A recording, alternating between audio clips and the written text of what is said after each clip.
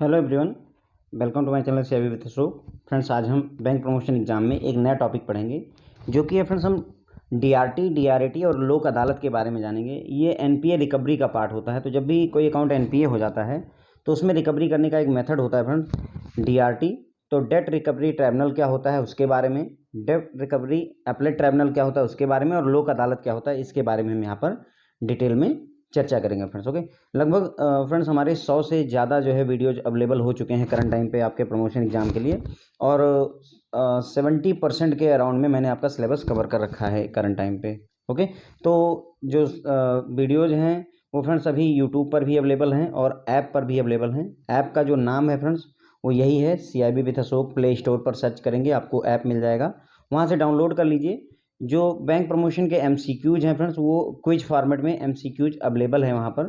तो अगर आप ऐप डाउनलोड करके चाहें तो वहाँ पर स्टोर सेक्शन विजिट करके आप देख सकते हैं फ्रेंड्स। ओके, चलिए फ्रेंड्स शुरू करते हैं। कैसे हुई डेब्ट रिकवरी ट्राइब्यूनल की उसके बारे में बात करेंगे। तो देखिए होता क्या है फ्रेंड्स कि मतलब जब बैंक को लोन अपना रिकवर करना था स्टार्टिंग में, तो प्रॉब्लम क्या आती थी कि वो कोर्ट में जाते थे। जब वो कोर्ट में जाते थे तो उनको बहुत समय लगता था, क्योंकि कोर्ट में तारीख पे तारीख मिलती है, काम कम होता है। तो इस वजह से कुछ कमेटी ने रेकमेंड किया कि हमें जो है मतलब अलग से कोर्ट या ट्राइब्यूनल बनाने की ज़रूरत है, जहाँ पर जो है बैंक सीधे अपना काम करवाएं और किसी का काम ना हो, सिर्फ बैंक के या फाइनेंशियल इंस्टीट्यूशन के रिकवरी का ही काम किया जाए, वहाँ पर ऐसे ही केस देखे जाएं। तो उसकी वजह से ही फ्रेंड डीआरटी और डीआरएटी का कॉन्सेप्ट लेकर के आया गया। उसी में ही लोक अदालत भी लाई गई है। ठीक है, और उसके बाद में जब ये देखा गया कि डीआरटी और डीआरएटी भी पर्याप्त नहीं है। क्यों पर्याप्त नहीं है? क्योंकि एक हद के बाद इनकी भी लिमिटेशन हो जाती है। मतलब जो रिकवरी है, जैसे किसी का घर है, उसने हाउसिंग लोन लिया हुआ है पर्सन ने, अब उसके हाउस पर अगर आपको कब्जा करना है तो अब आप जब तक डीआरटी या डीआरएटी आपको परमिशन नहीं देती तब तक आप आगे बढ़ नहीं सकते हैं। उसी चीज़ को ओवरकम करने के लिए सरफेसी एक्ट लाया गया था, जिसमें बैंकों को सरफेसी एक्ट में सेल्फ कैपेबल बनाया गया कि आप खुद ही कैपेबल इनफ हैं कि किसी के घर पर डिस्ट्रिक्ट मजिस्ट्रेट वगैरह की सहायता से कब्जा कर सकते हैं, उसको अटैचमेंट में ले सकते हैं, उसको अपने पास रख सकते हैं और उसे बेच सकते हैं। ओके, तो इस तरीके से मतलब ये धीरे धीरे करके आगे डेवलपमेंट हुए हैं। लास्ट में, सबसे लास्ट में जो लेटेस्ट डेवलपमेंट है वो सरफेसी है। उसके पहले जो है कंपनीज एक्ट के तहत रिकवरी होती थी, नॉर्मल कोर्ट में जाते थे, वहाँ रिकवरी होती थी, फिर उसी में डीआरटी बना, आगे डीआरएटी बनाया गया, लोक अदालत बनेगी। इस तरीके से मतलब धीरे धीरे डेवलपमेंट हुआ है। तो डीआरटी क्या होता है फ्रेंड? डेब्ट रिकवरी ट्राइब्यूनल। तो देखिए 1981 में एक कमेटी थी जिसके चेयरमैन थे टी तिवारी। ठीक है, श्री टी तिवारी जो है 1981 की जो कमेटी थी उसके हेड थे। उन्होंने सजेस्ट किया कि एक स्पेशल ट्राइब्यूनल बनाया जाना चाहिए ताकि बैंक के जो लोन है या फाइनेंशियल इंस्टीट्यूशन के जो लोन है उनकी रिकवरी करने के लिए एक स्पेशल ट्राइब्यूनल बनाए जाने की जरूरत है। ऐसी रिकमेंडेशन दी किसने? श्री टी तिवारी जी की जो कमेटी थी उसने। बाद में फिर नरसिम्हन कमेटी जब आई तो उसने भी जो है ये तिवारी कमेटी की जो रिकमेंडेशन था उसको सपोर्ट किया। अब नरसिम्हन कमेटी जो है बैंकिंग इंडस्ट्री में रिवोल्यूशन लाने में बहुत ज़्यादा जिम्मेदार मानी जाती है। तो नरसिम्हन कमेटी की रिकमेंडेशन को मानते हुए गवर्नमेंट ऑफ इंडिया ने 1993 में 1993 में पार्लियामेंट ने एक एक्ट पास किया जिसका नाम था recovery of debts due to banks and financial institution. ठीक है, तो recovery of debt due to banks and financial institution ये एक्ट है जिसे RDBFI भी कहा गया, recovery of debt due to bank and financial institution, RDBFI। अब कई जगहों पर इसे FI हटा करके सीधे RDB एक्ट भी कहा जाता है।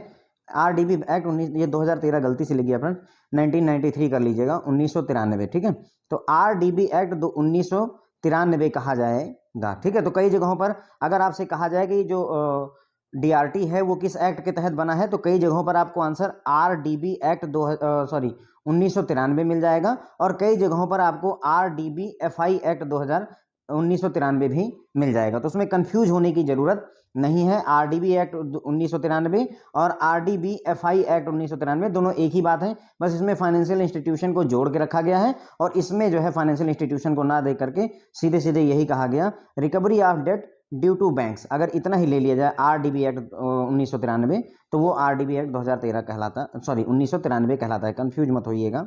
ठीक है, उसके बाद में इसी एक्ट को RDB एक्ट 1993 को ही DRT एक्ट के नाम से भी जाना जाता है। ठीक है, तो RDB एक्ट जो 1993 में आया था उसे जो है DRT एक्ट के नाम से भी जाना जाता है। क्लियर हो गया फ्रेंड। तो DRT की इस्टेब्लिशमेंट कैसे हुई? 1981 में, ईयर याद रखने की जरूरत नहीं है। एक कमेटी थी जिसके चेयरमैन थे श्री T तिवारी। उन्होंने सजेस्ट किया कि एक स्पेशल ट्राइब्यूनल बनाए जाने की जरूरत है ताकि जो बैंकों के फाइनेंशियल इंस्टीट्यूशन के लोग लोन नहीं चुकाते हैं उनकी रिकवरी की जा सके। उसके बाद नरसिम्हन कमेटी ने भी इस तिवारी कमेटी का रिकमेंडेशन को सपोर्ट किया। उनके सपोर्ट करने की वजह से 1993 में हमारी संसद ने, भारत सरकार ने अपने संसद में एक एक्ट पास किया जिसे recovery of debt due to banks and financial institution या RDBFI एक्ट 1993 कहा गया। उसी को शॉर्ट फॉर्म में recovery of debt due to banks act 1993 भी, RDB एक्ट 1993 भी कहा जाता है उसी एक्ट को ही, या इसी एक्ट को DRT एक्ट के नाम से भी जाना जाता है। ठीक है, तो इतनी बातें हुई जिसकी वजह से DRT बना। उसके बाद में DRT क्वासी जुडिशियल होता है, पूरी तरह से जुडिशियल नहीं होता है, क्वासी जुडिशियल होता है, पूरे देश में लागू होता है। मिनिमम क्लेम कितना हो तो DRT में आप जा सकते हैं, तो 20 लाख या उससे ज़्यादा का क्लेम हो तभी आप जो है DRT में जा सकते हैं। अब अगर मान लीजिए बैंक का पैसा फंसा हुआ है किसी कस्टमर के पास और उसके पास में 12 लाख रुपए फंसे हुए हैं बैंक के, तो क्या बैंक DRT जा सकता है? तो नहीं जा सकता है। ध्यान रखिएगा, कम से कम 20 लाख रुपए आपके फंसे हुए हों या 20 लाख से ज़्यादा फंसे हुए हों तभी आप जो है DRT में अप्लाई कर सकते हैं। क्लियर हो जाती है इतनी बात। एक और बात कि DRT और सरफेसी दोनों की प्रोसीडिंग बैंक साइमल्टेनियसली प्रोसीड कर सकता है, यानी सरफेसी की भी प्रोसीडिंग चलाते रहिए और DRT में भी अपना केस दायर कर दीजिए, दोनों साइमल्टेनियसली चलाए जा सकते हैं, कोई दिक्कत नहीं होती है इसमें। ये क्वेश्चन पूछे गए हैं, इसमें मैंने शॉर्ट फॉर्म में लिखा हुआ है फ्रेंड्स। कोशिश यही की है कि जो इंपॉर्टेंट बातें हैं उनको लिखा जाए, बुक से नहीं पढ़ा रहा हूँ। एक तरीके से आप समझिए कि शॉर्ट एंड क्रिस्प में हम बात कर रहे हैं। कोर्ट की फीस की बात करें तो मिनिमम जो है आपसे 12,000 रुपये लिया जाता है DRT में, और मैक्सिमम 1.5 लाख रुपए आपसे लिए जा सकते हैं कोर्ट फी के तौर पर। प्रिसाइडिंग ऑफिसर का रोल आता है, जो डेट रिकवरी ट्राइब्यूनल होता है फ्रेंड्स, उसमें प्रिसाइडिंग ऑफिसर होता है। ये कौन होता है? तो head of DRT is called presiding officer.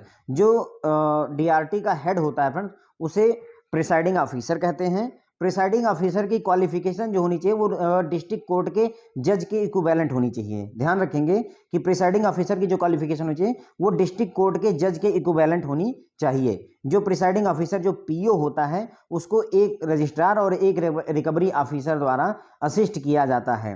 जो प्रिसाइडिंग ऑफिसर होता है उसको एक रजिस्ट्रार मिलता है, एक रिकवरी ऑफिसर मिलता है जो उसे असिस्ट करते हैं। अब अगर रिकवरी ऑफिसर ने कोई आदेश पारित किया हुआ है तो आप चाहते हैं कि उससे आप बच पाएं, तो 30 दिन के अंदर अंदर में, ऑर्डर पास करने के 30 दिन के अंदर अंदर ही आप DRT में उसके अगेंस्ट अप्लाई कर दीजिए। ठीक है, अगर रजिस्ट्रार ने कोई ऑर्डर पास कर रखा है और आप चाहते हैं कि हम उस ऑर्डर से बच जाएं, तो आपको DRT में 15 दिन के अंदर अंदर, ऑर्डर पास होने के 15 दिन के अंदर अंदर ही आपको अप्लाई कर देना होता है। जो प्रोविजनरी ऑफिसर होता है उसको 5 साल के लिए ये काम मिलता है। उसका जो टर्म होता है वो 5 साल का होता है या 62 साल की एज, है ना, लेकिन 62 साल से ज़्यादा की एज तक वो काम नहीं कर सकता है।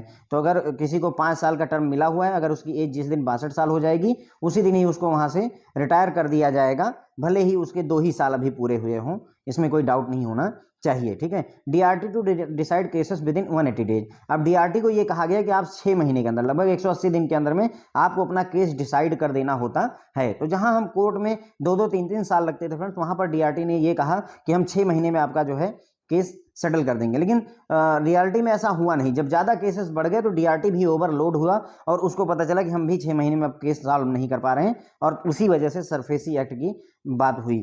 टोटल DRT इस समय कितनी है वर्तमान में? तो टोटल DRT फ्रेंड्स 39 है। कितनी है? 39 है।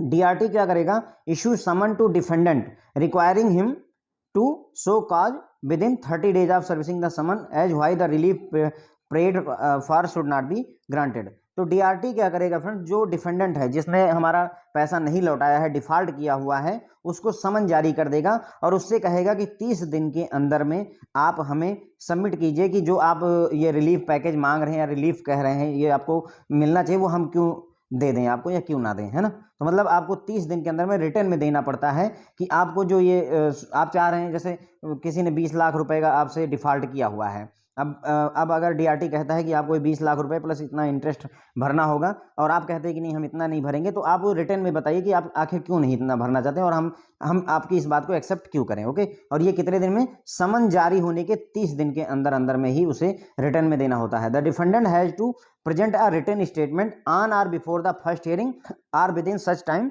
एज द ट्राइब्यूनल में परमिट। तो उसे पहली हियरिंग में या तो रिटर्न स्टेटमेंट देना होगा या ट्राइब्यूनल जिस हिसाब से कहे उतने समय में उसे अपना पूरा रिटर्न में ब्यौरा देना होगा कि वो क्या चाहता है। ठीक है, अब अगर डीआरटी के फैसले से आप खुश नहीं हैं तो आप अप्लाई कर सकते हैं डीआरएटी में, डेब्ट रिकवरी अपीलेट ट्रिब्यूनल या डेट रिकवरी अपीलेट ट्रिब्यूनल कहते हैं। ठीक है, और कितने दिन में कर सकते हैं? डीआरटी का जो जजमेंट आया है, जिस डेट को आया उसके 30 दिन के अंदर में आप डीआरएटी में अप्लाई कर सकते हैं। यदि जजमेंट आने के 35 दिन बाद अगर आप डीआरएटी में जाएंगे तो आपका बात नहीं मानेगा। विद इन 30 डेज, जब आपको जजमेंट की कॉपी रिसीव हुई है उसके 30 दिन के अंदर में आपको डीआरएटी में अपील कर देना होता है।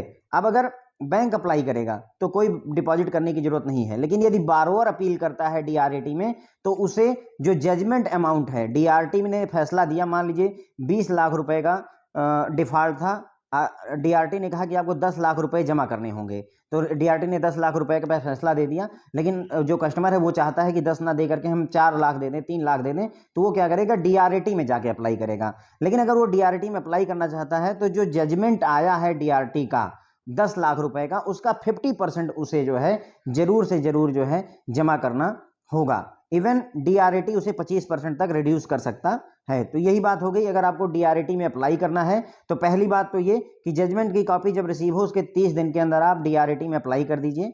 डीआरटी के फैसला आने के 30 दिन बाद, 30 दिन के अंदर अंदर आपको डीआरएटी में अप्लाई करना होता है। अगर बारोअर अपील करेगा तो उसे 50% जजमेंट अमाउंट का डीआरटी में डिपॉजिट करना होगा। जितना भी डिपॉजिट अमाउंट है उसका 50% उसे डिपॉजिट करना होगा। डीआरटी इसे 25% तक रिड्यूस कर सकता है। मतलब 10 लाख रुपए अगर डीआरटी ने कहा है कि आपको जमा करना पड़ेगा फैसले में, तो आपको 5 लाख रुपए जो है देने पड़ेंगे डीआरएटी में अप्लाई करने के लिए। अगर डीआरएटी अगर चाहेगा तो इसे घटा करके 25% भी कर सकता है, कोई दिक्कत नहीं है। ठीक है फ्रेंड, तो इतनी सारी बातें फ्रेंड्स जो है डीआरटी के बारे में हमने जानी। ज़्यादा कुछ डिफिकल्ट नहीं है, हमने ये समझ लिया।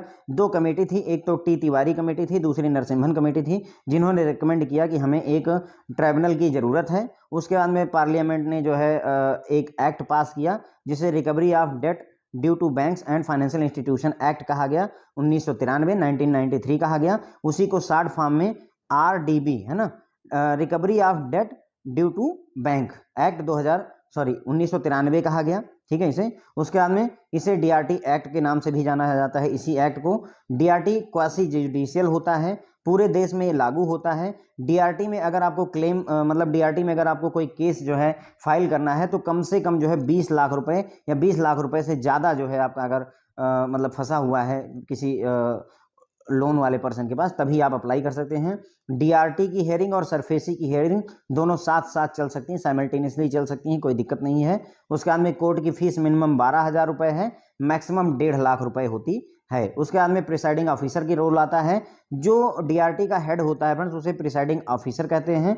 ठीक है, जो डीआरटी का हेड होता है उसे क्या कहते हैं? प्रिसाइडिंग ऑफिसर कहते हैं। जो प्रिसाइडिंग ऑफिसर होता है उसकी क्वालिफिकेशन डिस्ट्रिक्ट कोर्ट के जज बनने के बराबर होती है। डिस्ट्रिक्ट कोर्ट का जज ही मान लीजिए प्रिसाइडिंग ऑफिसर होता है।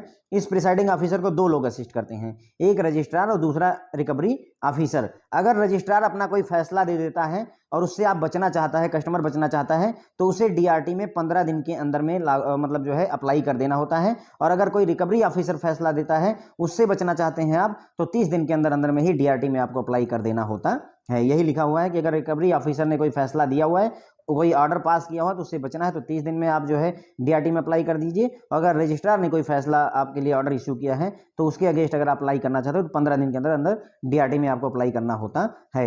जो आपका प्रिसाइडिंग ऑफिसर होता है फ्रेंड, उसको 5 साल के लिए ये जॉब दी जाती है या 62 साल की उसकी एज जब पूरी हो जाए, दोनों में से जो भी कम हो, 5 साल बिता लीजिए या 62 साल की एज ले लीजिए, जो भी। अगर आप 5 साल का टर्म है और 62 साल जब भी एज पूरी होगी तो आपको रिटायर किया जाता है। डीआरटी जो है अपने केस का फैसला 180 दिन के अंदर में सुना देती है। कोशिश यही रहती है कि 6 महीने के अंदर में फैसला आ जाए। टोटल नंबर ऑफ डीआरटी इसमें वर्तमान में कितनी है? 39 है। डीआरटी जो है, जो डिफेंडेंट है पर्सन, उसको जो है समन इशू कर देगा, है ना, और उससे बोलेगा कि 30 दिन के अंदर में आप मुझे बताइए कि जो आपके अगेंस्ट फैसला लिया गया है उसको क्यों ना अप्लाई किया जाए। अब डिफेंडेंट को ये करना होगा कि वो एक रिटन स्टेटमेंट देगा, चाहे पहली हेयरिंग या उससे पहले, है ना, जो पहली सुनवाई होगी उससे पहले कर दे, या फिर जो है जैसा टाइम ट्रिब्यूनल उसे परमिट करे उसमें उस हिसाब से उसको मतलब जो है अपना रिटन स्टेटमेंट देना होता है।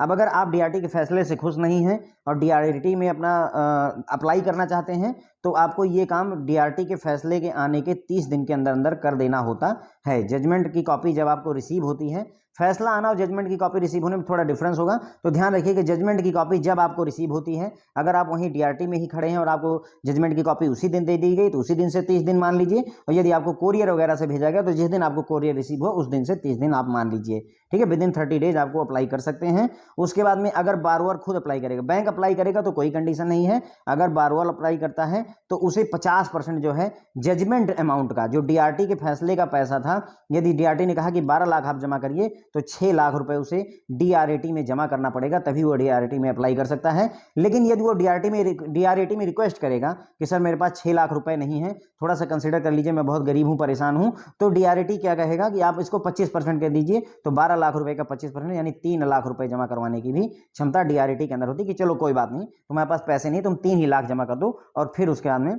हम तुम्हारे केस की सुनवाई करेंगे। ध्यान रखिएगा डीआरटी में एक बार फैसला हो गया तो आप कहीं और जो है नहीं जा सकते हैं, ठीक है। अब बात करेंगे मोड ऑफ रिकवरी ऑफ डेब्ट अंडर डीआरटी। तो जो रिकवरी ऑफिसर होता है friends, on receipt of copy of certificate proceed to recover the amount of डेब्ट specific to certificate by one or more of the following method, ठीक है। तो क्या होगा यहाँ पर कि रिकवरी ऑफिसर को जब उसे मतलब जो है अमाउंट रिकवर करने के लिए उसको एक सर्टिफिकेट मिल जाता है कि हाँ अब आप आगे बढ़िए और पैसे को रिकवर करिए, तो जो रिकवरी ऑफिसर है वो इनमें से कोई भी मेथड यूज कर सकता है पैसे को रिकवर करने के लिए।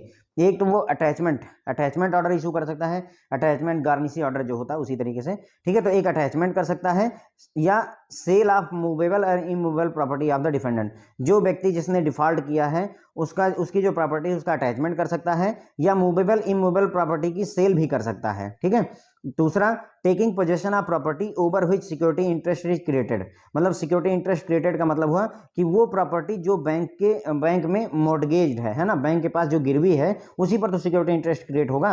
Are any other property of the defendant and appointing receiver for such property and to sell the same. तो जो रिकवरी ऑफिसर होगा वो क्या करेगा, प्रॉपर्टी का पोजेशन ले सकता है जिस पर सिक्योरिटी इंटरेस्ट क्रिएट हुआ है, या कोई और प्रॉपर्टी है उस डिफॉल्ट करने वाले पर्सन की, डिफेंडेंट की, तो उसको भी वो कब्जे में ले सकता है, और रिकवरी एक रिसीवर को अपॉइंट कर देगा जिसका काम होगा उस प्रॉपर्टी का टेक ओवर करना और उसे सेल करना। उसके बाद में arrest of defendant and his detention in prison, उसके अलावा वो उसे अरेस्ट भी करवा सकता है जिस व्यक्ति ने डिफॉल्ट किया है, और उसको जो है जेल में पकड़ के रखा जा सकता है, डिटेंशन, उसको जेल में ही रखा जा सकता है। उसके बाद में चौथा तरीका हो सकता है appointing a receiver for management of the movable और immovable property of the defendant, उसके अलावा वो एक रिसीवर को रख देगा जिसका काम होगा उसकी जिसकी भी प्रॉपर्टी है उसको कब्जे में ले करके उसके मूवेबल और इमूवेबल प्रॉपर्टी को मैनेज करने के लिए एक रिसीवर भी रखा जा सकता है। तो इस तरीके मतलब इतनी सारे तरीके हैं जिनको यूज करके जो रिकवरी ऑफिसर है वो पैसा वसूल सकता है। रिकवरी ऑफिसर क्या करेगा, अटैचमेंट ऑर्डर इशू कर देगा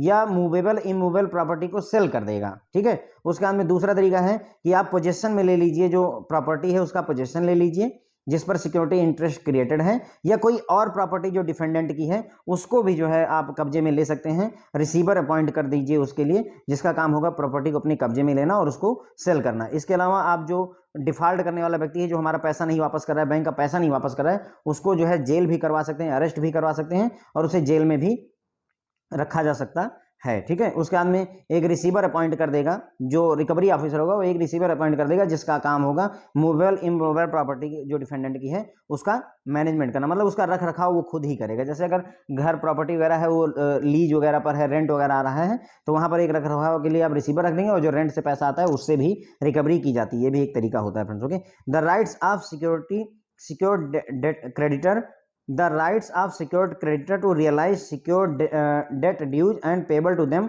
by sale of asset over which security interest is created shall have priority and shall be paid in priority over all other debt and government dues। तो देखिए ये कह रहे हैं कि अगर मान लीजिए जो सिक्योर क्रेडिटर है, ऐसा मतलब जो बैंक है उसने क्या किया हुआ है, वो प्रॉपर्टी जिस पर सिक्योरिटी इंटरेस्ट क्रिएटेड है, यानी ऐसी प्रॉपर्टी जो बैंक के पास गिरवी है, मॉर्गेज है, हाइपोथेकेटेड है, या फिर जो है लियन है, या जो भी है, ठीक है। अगर सिक्योरिटी इंटरेस्ट क्रिएटेड है बैंक का, सिक्योर्ड क्रेडिटर का, ठीक है, तो उस सिक्योरिटी इंटरेस्ट की वजह से फायदा क्या होगा कि बैंक को सबसे ज्यादा प्रायोरिटी मिलती है पैसे रिकवर करने में। कहने का मतलब ये हुआ कि और भी लोगों से जो है, और भी लोगों से उस पर्सन ने और भी लोगों से कर्जा लिया है, गवर्नमेंट से भी कर्जा ले रखा है मान लीजिए, तो जब प्रॉपर्टी बिकेगी तो सबसे पहले सिक्योर क्रेडिटर या बैंक का पैसा वापस होगा, उसके बाद में दूसरों का जो कर्जा है वो चुकाया जाएगा, और फिर गवर्नमेंट का कर्जा चुकाया जाता है।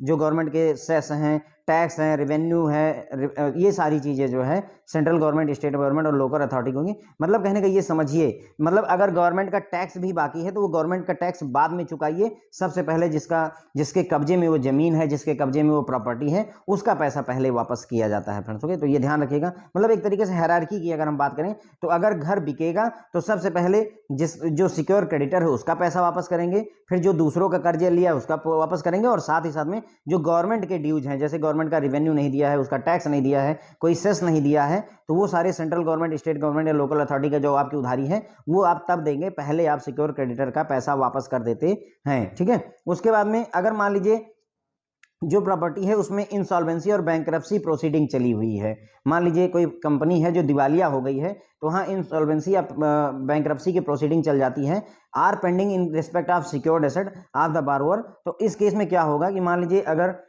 जो प्रॉपर्टी है उसमें बैंकरप्सी और इंसॉल्वेंसी का केस चल रहा है, तो उस केस में जो प्रायोरिटी होगी सिक्योर्ड क्रेडिटर को, वो एज पर कोड मिलेगी, जो ये आपका इंसॉल्वेंसी एक्ट में जो कोड है उसके हिसाब से उसको प्रायोरिटी मिलती है। मतलब कहने का ये हुआ कि अगर बैंकरप्सी और इंसॉल्वेंसी का केस चला हुआ है तो जरूरी नहीं है कि सबसे पहले सिक्योर्ड क्रेडिटर का ही पैसा चुकाया जाए। जैसे यहाँ कहा गया था कि सबसे पहले आप सिक्योर क्रेडिटर का पैसा चुकाइए, फिर गवर्नमेंट का चुकाइए, दूसरों का चुकाइए, ये बात यहाँ पर तो लागू होती है। लेकिन अगर उसी प्रॉपर्टी पर या उसी फैक्ट्री पर अगर इंसॉल्वेंसी और बैंकरप्सी की प्रोसीडिंग चली हुई है तो उस केस में हम ये एश्योर नहीं कर सकते हैं कि जो सिक्योर क्रेडिटर होगा उसको सबसे पहले पैसा मिल जाएगा। नहीं, उसको पैसा as per provision of that code, वो जो इंसॉल्वेंसी एक्ट है उसके हिसाब से डिसाइड होता है फ्रेंड्स। ओके, तो यहाँ पर आपका समझ लीजिए कि डीआरटी के बारे में हमने लगभग सारी बातें जो बहुत जरूरी थी वो सारी समझ ली हैं।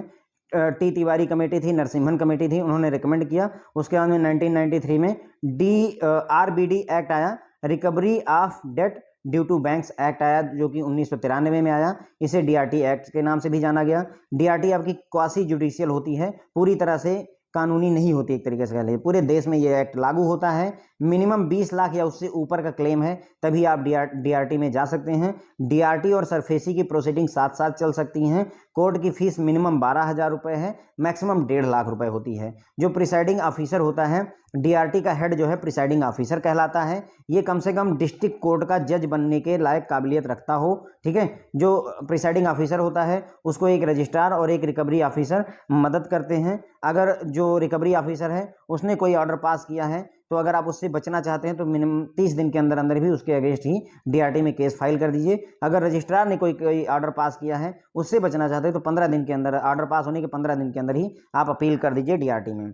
जो प्रोविजनरी ऑफिसर होता है वो मैक्सिमम 5 साल के लिए रह सकता है या मैक्सिमम 62 साल की एज तक ही काम कर सकता है, ठीक है। उसके बाद में डीआरटी 180 दिन के अंदर में, नॉर्मली जो प्रोसीजर है उसके हिसाब से 180 दिन के अंदर में ही डीआरटी को अपना केस डिसाइड कर देना होता है, रिजल्ट दे देना होता है किसी भी केस का, ठीक है। डीआरटी इस समय वर्तमान में 39 है पूरे देश में। डीआरटी जो है समन इशू करती है और 30 दिन का टाइम देती है अपने डिफेंडेंट को कि आप एक रिटर्न में बताइए कि हम आपके ऊपर ये जो भी हम एक्शन ले रहे हैं उसको क्यों ना लें। अब अगर आप डीआरटी के फैसले से कस्टमर खुश नहीं है तो वो डीआर80 में, डेट रिकवरी अपीलेट ट्राइब्यूनल में अप्लाई कर सकता है। डीआरटी का जजमेंट की कॉपी रिसीव होने के 30 दिन के अंदर में ही डीआर80 में आपको अप्लाई कर देना होता है। अगर बारोवर खुद अपील करेगा तो उसे 50% पैसा डिपॉजिट करना पड़ेगा, जो जजमेंट अमाउंट है डीआरटी की जो जजमेंट आया था उसका 50% आपको डिपॉजिट करना पड़ेगा। लेकिन डीआर80 को ये पावर है कि वो चाहे तो इसे 25% तक घटा करके कर सकता है। रिकवरी अगर करनी है तो जो रिकवरी ऑफिसर होता है उसको एक बार रिकवरी रिसिप्ट मिल गई तो वो कई तरीके से उस पैसे वसूल सकता है, अटैचमेंट ऑर्डर इशू कर सकता है या मूवेबल इमूवेबल प्रॉपर्टी को बेच सकता है जो डिफेंडेंट की प्रॉपर्टी है। जो डिफेंडेंट की प्रॉपर्टी है उसको पोजेसन में ले सकता है जिस पर सिक्योरिटी इंटरेस्ट क्रिएटेड है। इसके अलावा जो अदर प्रॉपर्टी है उसको भी डिफेंडेंट की कब्जे में लिया जा सकता है और वहां पर एक रिसीवर अपॉइंट कर दिया जाता है जिसका काम होता है कि प्रॉपर्टी को टेक ओवर करे और उसको बेच दे। उसके अलावा उसको रिकवरी ऑफिसर यदि चाहे तो उसको जेल भी करवा सकता है और उसको जेल में सड़ा भी सकता है, प्रिजन में सड़ा भी सकता है, अरेस्ट करवा करके जेल में ही रख सकता है। इसके अलावा वो चाहे तो रिसीवर अपॉइंट कर देगा जिसका काम होगा मूवेबल इमूवेबल प्रॉपर्टी को मैनेज करना। ठीक है, तो ये कई सारे तरीके होते हैं। उसके बाद में मान लीजिए अगर कोई सिक्योरिटी इंटरेस्ट वाली प्रॉपर्टी है उस जिसको सिक्योर कर रखा है उसने बैंक के नाम पर, अगर वो बेची जाती है तो बेचने के बाद में सबसे पहले सिक्योर क्रेडिटर का पैसा चुकाया जाएगा, उसके बाद में दूसरों के कर्जे चुकाए जाएंगे और गवर्नमेंट के भी जो ड्यूज हैं वो भी बाद में ही चुकाए जाते हैं। पहले जो चुकाया जाता है वो सिक्योर क्रेडिटर का पैसा चुकाया जाता है। लेकिन अगर उस प्रॉपर्टी में इंसॉल्वेंसी या बैंकरप्सी की प्रोसीडिंग चल रही है तो जरूरी नहीं कि सिक्योर क्रेडिटर को ही सबसे पहले पैसा मिल जाए। फिर पैसा सबसे पहले किसको मिलेगा वो as per provision of that code होता है, उस कोड के हिसाब से किया जाता है। ठीक है फ्रेंड, अब आया डेट रिकवरी अपनेट ट्रिब्यूनल के बारे में बात करेंगे, DRAT। तो इसकी फीस जान लीजिए, मिनिमम 12,000 है, मैक्सिमम 30,000 है। अब थोड़ा सा कंपेयर करते हुए भी चलेंगे। देखिए DRT में क्या था, मिनिमम 12,000 रुपये ही था लेकिन मैक्सिमम 1.5 लाख था। ध्यान रखेंगे यहाँ मैक्सिमम 30,000 रुपये ही है।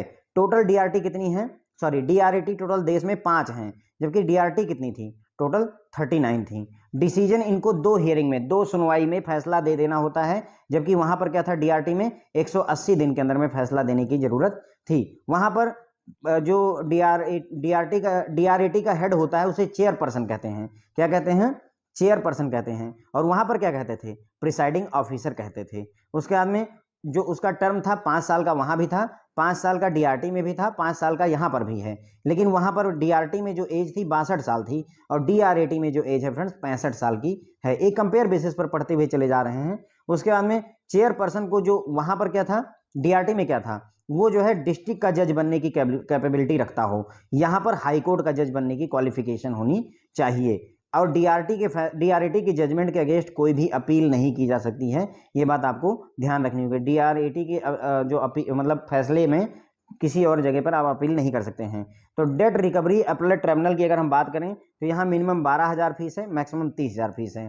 टोटल DRAT कितने हैं इस समय, वर्तमान में 5 हैं। जो फैसला देना होता है वो 2 सुनवाई में ही फैसला दे देना होता है। DRAT के हेड को चेयरपर्सन कहते हैं। चेयरपर्सन की जो टर्म होता है वो 5 साल का होता है या 65 साल की एज तक होता है, जो भी पहले हो जाए। उसके बाद में जो चेयरपर्सन है उसकी जो क्वालिफिकेशन होती है फ्रेंड वो डिस्ट्रिक्ट मतलब हाई कोर्ट का जज बनने की होनी चाहिए। DRAT के फैसले के अगेंस्ट कहीं भी आप अपील नहीं कर सकते हैं, इसलिए जो DRAT कहेगा वो आपको मानना पड़ेगा। ये बात हमने पहले ही कर ली है कि अगर DRAT के फैसले से आप खुश नहीं है तो DRAT में अपील कर सकते हैं। विद इन 30 डेज आपको जो जजमेंट की कॉपी मिलने के 30 दिन के अंदर आपको अप्लाई कर देना होता है। DRAT में अगर आप बारोवर खुद जाता है तो उसे 50% जजमेंट अमाउंट का भरना पड़ता है और DRAT को पावर होती है कि उसे घटा करके 25% भी कर सकता है। ठीक है फ्रेंड्स, तो ये इतना ही है फ्रेंड्स, इसमें जो DRAT में ज़्यादा कुछ खास है नहीं। ठीक है, तो एक बार फिर से कंपैरेटिव पढ़ लेते हैं। DRAT इधर मैं जो लिखूंगा वो DRT के फिगर्स होंगे सेम चीज़ों के लिए। ठीक है, तो कोर्ट फीस की बात करें तो मिनिमम 12,000 मैक्सिमम 30,000 रुपये है DRAT का। DRT की बात करें तो मिनिमम 12,000 रुपये ही है लेकिन मैक्सिमम 1.5 लाख रुपए है। ठीक है, ये बदल जाता है फिगर, ये 1.5 लाख रुपए हो जाता है DRT के केस में। उसके बाद में टोटल DRAT कितनी है, 5। टोटल DRT कितनी है, 39 DRT है फ्रेंड्स। ओके, 2 हियरिंग में इनको फैसला देना होता है। DRT को 180 दिन में फैसला दे देना पड़ता है। उसके बाद में जो चेयरपर्सन होता है, यहाँ पर जो DRAT का हेड होता है उसे आप चेयरपर्सन कहते हैं और जो DRT का हेड होता है उसे प्रोविजनरी कह दिया, प्रिसाइडिंग ऑफिसर कहते हैं। उसे क्या कहेंगे, प्रिसाइडिंग ऑफिसर कहते हैं। चेयरपर्सन जो होता है उसको 5 साल के लिए अपॉइंट किया जाता है या 65 साल की एज तक के लिए रखा जाता है, जबकि जो प्रिसाइडिंग ऑफिसर होता है उसको भी मैक्सिमम 5 साल के लिए रखा जाता है या 62 साल की एज तक रखा जाता है। यहाँ 65 साल एज है, वहाँ 62 साल एज है। ठीक है, चेयरपर्सन जो होगा उसकी क्वालिफिकेशन हाई कोर्ट का जज बनने की होनी चाहिए और वहाँ पर डिस्ट्रिक्ट का जो है जज बनने की कैपेबिलिटी होनी चाहिए। DRAT के फैसले के अगेंस्ट में कोई जो है मतलब DRAT का जजमेंट अगर आ जाता है तो उसके अगेंस्ट में आप अपील नहीं कर सकते हैं, लेकिन DRT के फैसले के अगेंस्ट में आप DRAT में मतलब जो है अपील कर सकते हैं, कोई दिक्कत नहीं। तो ये हो गई एक स्टडी। उसके बाद में डीआरटी के फैसले से अगर आप खुश नहीं हैं तो डीआरटी में भी अप्लाई कर सकते हैं, ये बात हमने पढ़ रखी है। अब बात करेंगे फ्रेंड्स जो है तीसरे टॉपिक की, लोक अदालत की। ठीक है, तीसरा टॉपिक उठाएंगे लोक अदालत के बारे में। तो recovery of NPAs through award of Lok Adalat is easiest, cheapest and fastest mode. ठीक है, तो जो एनपीए की रिकवरी होती है फ्रेंड, वो एनपीए की रिकवरी लोक अदालत के अवार्ड के जरिए सबसे आसान होती है, सबसे सस्ती होती है और सबसे तेज होती है। लोक अदालत में कोई फीस नहीं लगती है, इसलिए बैंक इसे ज़्यादा पसंद भी करते हैं। वन टाइम सेटलमेंट जो ओटीएस होता है बैंकों में, वन टाइम सेटलमेंट होता है, कैन बी पुट थ्रू लोक अदालत, उसे लोक अदालत के थ्रू करवाया जाता है। ताकि मान लीजिए अगर जो है जो ओटीएस का अमाउंट है, अगर जैसे मान लीजिए किसी का 20 लाख रुपए का लोन था और 5 लाख रुपए पर वन टाइम सेटलमेंट हो रहा है, तो उसे हम लोक अदालत के जरिए करते हैं। ताकि मान लीजिए ये 5 लाख रुपए भी देना अगर ना चाहे, डिफॉल्ट कर जाए, तो उस केस में हम the award could be executed by court. अगर आपने लोक अदालत से वो करवाया हुआ है तो वो जो अवार्ड है वो कोर्ट में बाइंडिंग होगा, तो वो व्यक्ति जो है मजबूर होगा और आपके पैसे लौटाएगा। ठीक है, Lok Adalat is organise under provision of legal services authorities act 1987। तो ध्यान रखिएगा, जो लोक अदालत होती है वो लीगल सर्विसेज अथॉरिटी एक्ट 1987 के तहत ही ऑर्गेनाइज की जाती है। अब इस जो ये एक्ट है फ्रेंड्स जो है लीगल सर्विसेज अथॉरिटी एक्ट 1987, इसमें 4 कमेटियां बनाई गई थी। इसमें 4 कमेटी बनाई गई। एक है नेशनल लीगल सर्विस अथॉरिटी, दूसरा है legal service authority for state, तो ये पूरे देश के लिए है, ये पूरे राज्य के लिए है, फिर ये डिस्ट्रिक्ट लेवल की है और ये तालुका लेवल की है। ठीक है, तो 4 लेवल की जो है अथॉरिटी बना, मतलब जो है कमेटी बनाई गई, नेशनल लेवल की, स्टेट लेवल की, डिस्ट्रिक्ट लेवल की और तालुका लेवल की। ठीक है, अब उसके बाद में एवरी स्टेट अथॉरिटी और डिस्ट्रिक्ट अथॉरिटी और तालुका लीगल सर्विस कमेटी में organise Lok Adalat as such in role and place. ठीक है, तो ये कह रहे हैं कि हर एक जो स्टेट अथॉरिटी है या डिस्ट्रिक्ट अथॉरिटी या तालुका वाली लीगल सर्विस कमेटी है, वो लोक अदालत ऑर्गेनाइज कर सकते हैं जिस इंटरवल पर उनको ठीक लगे, जिस प्लेस पर उनको ठीक लगे, कोई दिक्कत नहीं है। अगर उन्हें लगता है कि केसेस ज़्यादा हैं तो 2 महीने में भी ऑर्गेनाइज कर सकते हैं, 3 महीने बाद भी ऑर्गेनाइज कर सकते हैं, या हर 15 दिन पे भी ऑर्गेनाइज कर सकते हैं, और जिस प्लेस पर उनको सुटेबल लगेगा वहाँ पर ऑर्गेनाइज कर सकते हैं। उनको इस बात की अथॉरिटी होती है, इन्हें कोई दिक्कत नहीं है लोक अदालत के केस में। ठीक है, मैक्सिमम क्लेम कितने का आप कर सकते हैं, तो 20 लाख रुपए तक का अगर क्लेम केस है तभी आप लोक अदालत में जा सकते हैं। किसी व्यक्ति का 50 लाख रुपए यदि बैंक में फंसा हुआ है तो 50 लाख रुपए के लिए बैंक जो है लोक अदालत में नहीं जा सकता है। ध्यान रखिएगा, लोक अदालत में ज्यादा से ज्यादा बड़ा क्लेम 20 लाख रुपए का हो सकता है। अब अगर लोक अदालत को डीआरटी द्वारा अरेंज किया गया है, कई बार लोक अदालत डेट रिकवरी ट्राइब्यूनल द्वारा अरेंज किया जाता है, उस केस में ये जो मैक्सिमम क्लेम अमाउंट है वो 20 लाख रुपए से ज़्यादा भी हो सकती है, कोई दिक्कत नहीं है। लोक अदालत में जो फीस देनी पड़ती है वो 0 होती है, इसीलिए बैंक इसको सबसे ज़्यादा पसंद करते हैं। Decision of Lok Adalat is done with mutual consent of borrower and bank. जो डिसीजन होता है लोक अदालत का वो म्यूचुअल कंसेंट होता है, बारोअर और बैंक के बीच में एक रजामंदी सहमति बनती है कि 20 लाख रुपए मेरा उधार है, बैंक ने कहा कि आप 12 लाख दे दीजिए और जो कस्टमर है उसने कहा हम 8 लाख देंगे, और बीच में पता चला कि हम 10 लाख रुपए पर सेटलमेंट हो गया दोनों का। तो बैंक और कस्टमर के बीच में एक म्यूचुअल मतलब अंडरस्टैंडिंग होती है, म्यूचुअल कंसेंट होता है, आपसी सहमति होती है कि ठीक है 10 लाख रुपए पर हम आपका केस सेटल करते हैं। ओके, तो जो लोक अदालत का डिसीजन होता है वो बारोअर और बैंक के बीच में एक म्यूचुअल कंसेंट होता है। Decision of Lok Adalat will have same force as decision of any normal court. ध्यान रखिएगा कि जो लोक अदालत का जो फैसला होता है वो किसी नॉर्मल कोर्ट के फैसले के बराबर ही होता है, उसमें उससे कम नहीं होता है, उस सेम फोर्स रखता है। Appeal against the decision of Lok अदालत can not be filed in any court. जो लोक अदालत का फैसला होता है उसके अगेंस्ट में किसी भी कोर्ट में आप जो है अपील नहीं कर सकते हैं, क्योंकि ये काम आपने म्यूचुअल कंसेंट से किया हुआ है। आप और बैंक और बारोअर दोनों सहमत हुए थे तभी तो फैसला आया था, इसलिए इसके अगेंस्ट में आप कहीं और नहीं जा सकते हैं क्योंकि आपने सहमति दे दी थी अपनी।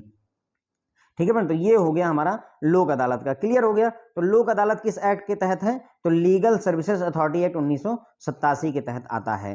ठीक है, तो एनपीए की रिकवरी करने के लिए लोक अदालत सबसे सस्ता, सबसे आसान और सबसे तेज तरीका हो सकता है, क्योंकि इसमें एक ही हेयरिंग में हो सकता है फैसला हो जाए। अगर बैंक और जो बारोअर है दोनों अगर सहमत होते हैं फ्रेंड तो लोक अदालत में आज गए और आज ही अगर दोनों के बीच में रजामंदी बन गई, दोनों के बीच में कंसेंट हो गया, सहमति बन गई, तो आज ही फैसला हो जाता है। जो ओटीएस वगैरह होते हैं उसको लोक अदालत के थ्रू बैंक इसीलिए करवाता है ताकि मान लीजिए अगर जो ओटीएस अमाउंट है वो भी अगर जो है बारोअर ना भरना चाहे तो बच नहीं सकता है, क्योंकि लोक अदालत का जो फैसला है वो एग्जीक्यूट करवाया जाएगा उस अवार्ड को कोर्ट द्वारा एग्जीक्यूट करवाया जाता है कि नहीं, जो बैंक ने अब कहा है या जितने पर आपने लोक अदालत में सहमति की है वो पैसा तो आपको देना ही होगा। लोक अदालत ऑर्गेनाइज की जाती है लीगल सर्विसेज अथॉरिटी एक्ट 1987 के तहत, और इस एक्ट में 4 कमेटी बनाई गई हैं। एक नेशनल लेवल की कमेटी है, एक स्टेट लेवल की, एक डिस्ट्रिक्ट लेवल की और एक तालुका लेवल की कमेटी बनाई गई है। ठीक है, हर एक स्टेट अथॉरिटी, डिस्ट्रिक्ट अथॉरिटी या तालुका लेवल की जो कमेटी है या अथॉरिटी हैं, वो जब चाहें और जहाँ चाहें वहाँ पर मतलब जितने टाइम इंटरवल पर उनको लगता है उतने टाइम इंटरवल पर जिस प्लेस पर उनको लगता है उस प्लेस पर लोक अदालत ऑर्गेनाइज कर सकते हैं। कोई दिक्कत नहीं है उसमें, उनकी अपनी हिसाब से काम चलता है। ठीक है, मैक्सिमम जो आप लोक अदालत में अगर 20 लाख रुपए का मैक्सिमम जो केस है वही आप ले जा सकते हैं फैसला दिलवाने के लिए। अगर किसी कस्टमर का 30 लाख रुपए का मतलब डिफॉल्ट है तो वो लोक अदालत में नहीं जा सकता है। मैक्सिमम 20 लाख रुपए तक का ही फैसला लोक अदालत कर सकती है। इफ लोक अदालत डीआरटी के द्वारा अरेंज की जाती है, कई बार डेट रिकवरी ट्राइब्यूनल भी जो है बहुत सारे केसेस हो जाते हैं तो क्या करता है लोक अदालत अरेंज करवा देता है कि कुछ केस निपट जाएंगे, तो उस केस में ये जो अमाउंट है, मैक्सिमम अमाउंट है 20 लाख रुपए क्लेम केस की, ये वाली कंडीशन हट जाती है। मैक्सिमम अमाउंट 20 लाख से ज़्यादा भी हो सकता है। लोक अदालत में बैंक को फीस कितनी भरनी पड़ती है? कोई फीस नहीं भरनी पड़ती है, इसीलिए उसको डीआरटी और इन सभी जगहों पर जाने से अच्छा लोक अदालत लगता है, क्योंकि कोई पैसा भी नहीं देना पड़ता है और आसानी से रिजल्ट भी आ जाता है, क्योंकि फैसला अगर हो जाए तो जल्दी ही काम सेटल हो जाता है। ठीक है, उसके अंदर जो लोक अदालत का डिसीजन होता है वो म्यूचुअल कंसेंट से आता है बारोवर और बैंक के बीच में। लोक अदालत क्या करती है, दोनों को मौका देती है कि आपस में आप कंसल्ट कर लीजिए, अगर आपको इतने अमाउंट में सेट होता है बात तो आगे बढ़ जाइए। ओके, तो डिसीजन लोक अदालत का म्यूचुअल कंसेंट से आता है बारोवर और बैंक के, और जो लोक अदालत का डिसीजन होता है फ्रेंड्स वो सेम फोर्स रखता है जैसे किसी नॉर्मल कोर्ट का फैसला है। ये नहीं कि मतलब आप लोक अदालत में गए और उसके बाद में लोक अदालत ने ये कहा कि आपको 5 लाख रुपए जमा कर दीजिए, आपका केस खत्म हो जाएगा, तो ये घर पर आए और उसके बाद में सो गए, आपको लगा कि कुछ होने वाला नहीं, तो इस चक्कर में नहीं रहना है। नॉर्मल कोर्ट के आदेश जैसा होता है वैसा ही आदेश लोक अदालत का भी होता है। पुलिस आपको आपके घर से उठा कर ले जाएगी और पैसा वसूलेगी। ओके, तो ध्यान रखिएगा, लोक अदालत और नॉर्मल कोर्ट दोनों के फैसले सेम होते हैं। उसके बाद में जो लोक अदालत का फैसला होता है, जो डिसीजन होता है, उसके अगेंस्ट आप कहीं अपील नहीं कर सकते हैं, ये भी ध्यान रखना है। तो हम डीआरटी के अगेंस्ट, अब देखिए यहाँ पर डीआरटी के अगेंस्ट अपील कर सकते हैं, बिल्कुल कर सकते हैं। कहाँ कर सकते हैं? डीआरएटी में। क्या डीआरएटी के अगेंस्ट कहीं अप्लाई कर सकते हैं? नहीं कर सकते। क्या लोक अदालत के फैसले के अगेंस्ट कहीं अप्लाई कर सकते हैं? तो नहीं कर सकते हैं फ्रेंड्स। ओके, तो जितनी भी इंपॉर्टेंट बातें थी फ्रेंड्स मेरे ख्याल से डीआरटी के बारे में, डीआरएटी के बारे में और लोक अदालत के बारे में जितनी भी इंपॉर्टेंट बातें थी मैंने सारी कवर की हुई हैं। मुझे नहीं लगता कि इससे ज़्यादा कुछ पूछा जा सकता है। Thank you so much friends.